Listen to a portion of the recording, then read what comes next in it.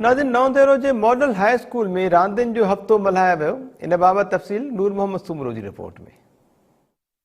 जे Bakhtawar model high school में ॿियो सालियानो sports गाला ॾियारो भरपूर नमूने मल्हायो वियो।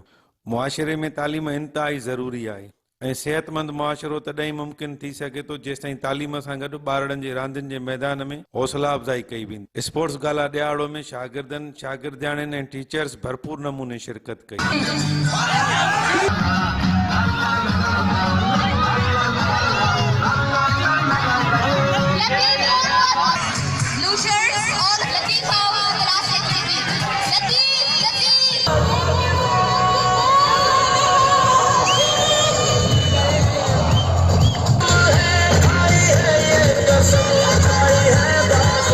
तकरीब जे मेहमान खास लुबना खालिद, रिटायर्ड प्रोफेसर अमन बख्श कटबर, खलील अहमद भुट्टो, दिल वहीद चांडियो, बख्तावर स्कूल जे प्रिंसिपल आबिद लाशारी समेत शागिर्दनि जे वालिदैन, शागिर्दनि, शागिर्दियाणियुनि ऐं टीचर्स वॾे अंग में शिरकत कई। पेरेंट्स वग़ैरह ॿारनि खे इनकरेज करण आया आहियूं।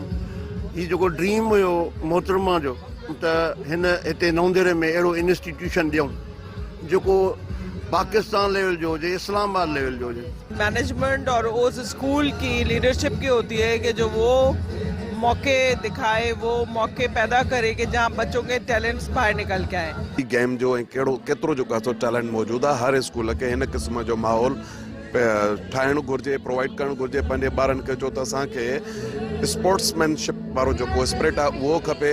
Such kind of events and organizing such kind of events, very much thankful to Sir Principal Abid Hussain Lashari and Ms. Shaista Bhutto for providing us such kind of opportunities to win. असांखे तमामु घणो मज़ो थो अचे। असांजो principal जेको आहे माना असांखे हर फंक्शन में इन्वॉल्व कंदो आहे।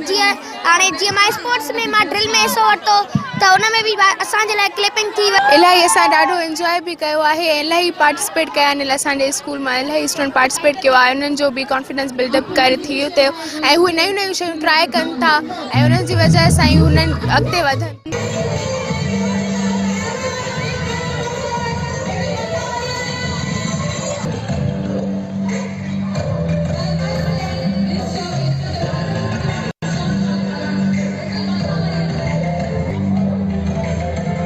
ज़रूरत उन ॻाल्हि जी आहे त सिंध सरकार सरकारी स्कूलनि में पढ़ंदड़ शागिर्दियाणियुनि ऐं शागिर्दनि खे रांदियुनि जे मैदान में पाण मञण लाइ मौक़ा फराहम कया वञनि त जीअं सरकारी स्कूलनि में पढ़ंदड़ शागिर्द ऐं शागिर्दियाणियूं बि आलमी सतह ते पहुची मुल्क ऐं क़ौम जो नालो रोशन करे सघनि। नूर मोहम्मद सुमरो, टाइम न्यूज़, नवंदेरो।